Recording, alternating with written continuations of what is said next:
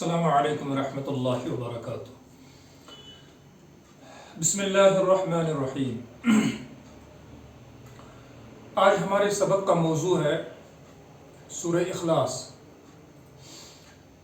یوں تو قرآن کے جو بھی صورتیں ہیں ان کا نام انہی میں سے یعنی اسی صورت میں سے کسی لفظ کو لے کر اس کا نام رکھا جاتا ہے یا اس کا نام موجود ہے، لیکن سورہ اخلاص جو ہے یہ لفظ اخلاص پورے صورت میں کہیں بھی موجود نہیں ہے، اور اس کو سورہ اخلاص اس وجہ سے کہتے ہیں کیونکہ شروع سے لے کر آخر تک اس پورے صورت میں ان پوری 4 آیات میں صرف اور خالص توحید بیان کی گئی ہے، خالص توحید۔ اسی وجہ سے اس سورت کا نام سورہ اخلاص ہے۔ اس سورت کے بارے میں حضور صلی اللہ تعالی علیہ وسلم کا فرمان ہے کہ یہ سورہ 1/3 قرآن کے برابر ہے، یعنی قرآن کا تیسرا حصہ ہے۔ اس کی ایک وجہ یہ سمجھ میں آتی ہے کہ قرآن پاک میں 3 چیزوں کا بیان ہوا ہے، 3 چیزوں کو موضوع بنا کر ان کی تفصیل کے ساتھ وضاحت ہوئی ہے۔ نمبر 1 توحید، نمبر 2 رسالت، اور نمبر 3 آخرت۔ چونکہ اس سورہ اخلاص میں خالص توحید بیان ہوئی ہے تو لہذا ان 3 چیزوں میں سے ایک چیز مکمل طور پر جامع الفاظ میں اس کی وضاحت ہوئی ہے، توحید کی وضاحت ہوئی ہے، اس لیے اس کو قرآن کا تیسرا حصہ یعنی 1/3 قرآن قرار دیا گیا۔ اس کے شان نزول کے متعلق مختلف روایات ہیں۔ احادیث میں آتا ہے کہ نبی اکرم صلی اللہ تعالی علیہ وسلم کے پاس کفار مکہ آئے۔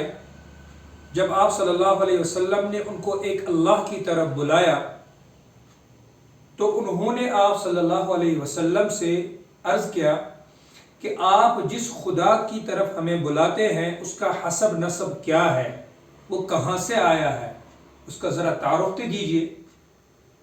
چنانچہ یہ سورت نازل ہوئی۔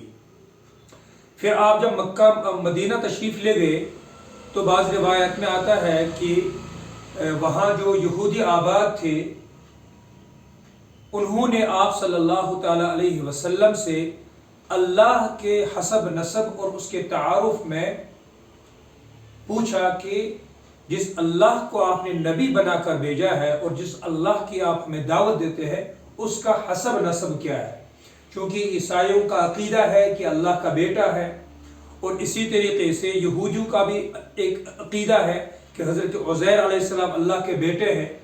تو انہوں نے اپنے گمان کے مطابق پوچھا کہ آپ جس اللہ کی دعوت دیتے ہیں اس کا حسب نسب کیا ہے، چنانچہ یہ سورت نازل ہوئی۔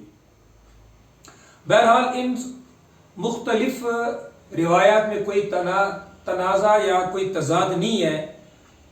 اول تو یہ مکہ میں ہی نازل ہوئی ہے، لیکن جب بھی کسی نے اس طرح کا سوال پوچھا تو اللہ کی طرف سے آپ کو حکم ملا کہ آپ انہیں سورہ اخلاص سنا کر بتائیے کہ اللہ تبارک و تعالی کیا ہے اور اس کی ذات عالی کیا ہے۔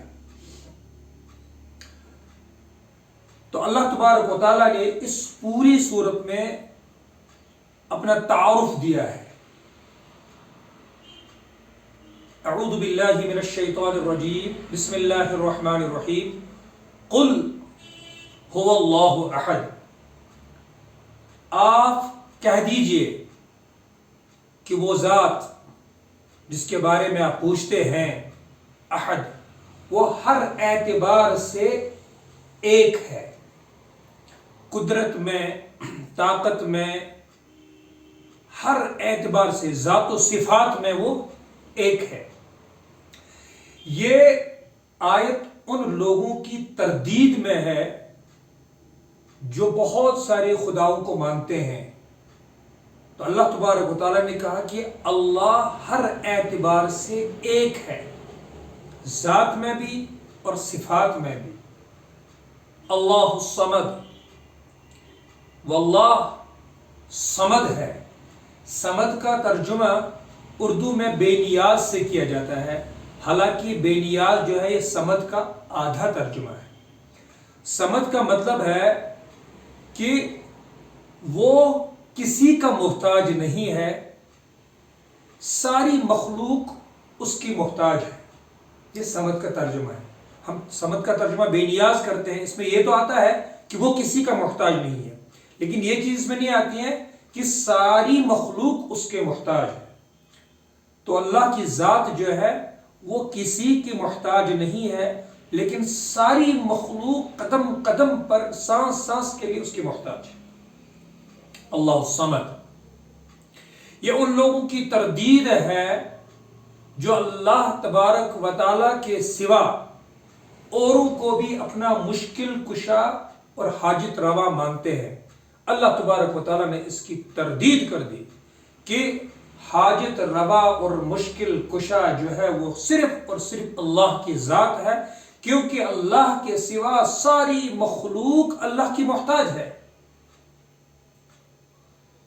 لم یلد ولم یولد.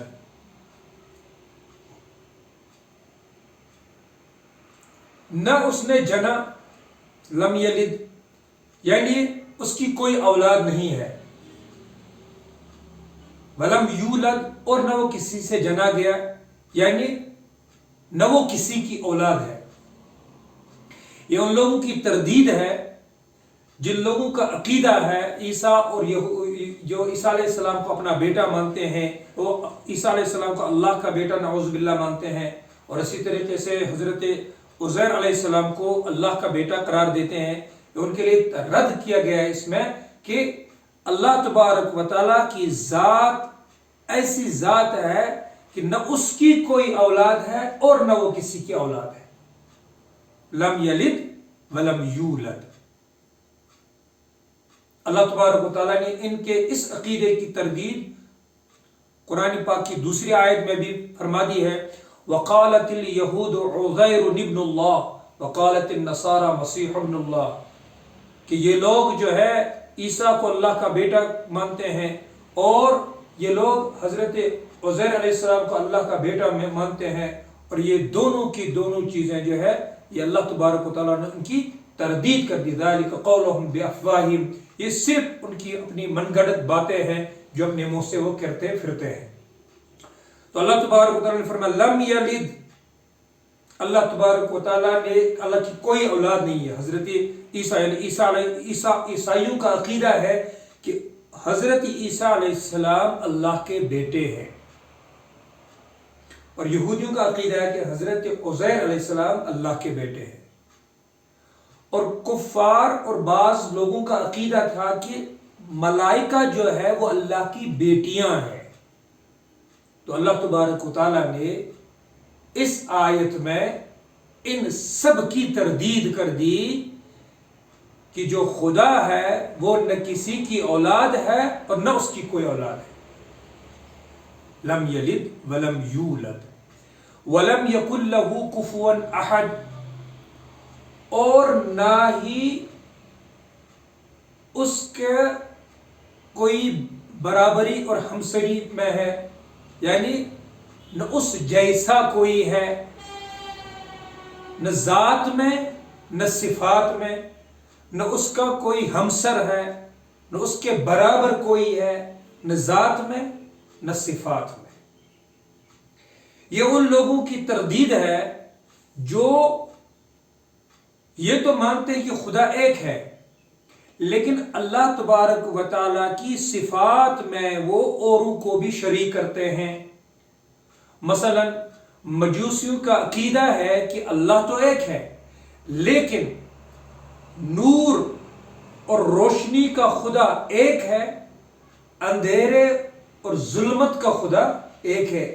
اللہ تبارک و تعالیٰ نے اس آیت میں ان کی تردید فرما دی اور فرما دیا کہ اللہ کی ذات اور اس کی صفات میں اس کے برابر کوئی نہیں ہے. نہ اللہ کا کوئی وزیر ہے، نہ اللہ کا کوئی مشیر ہے، نہ اللہ کا کوئی شریک ہے، نہ اللہ کا کوئی ہمسر ہے، نہ اللہ کے برابر کوئی ہے.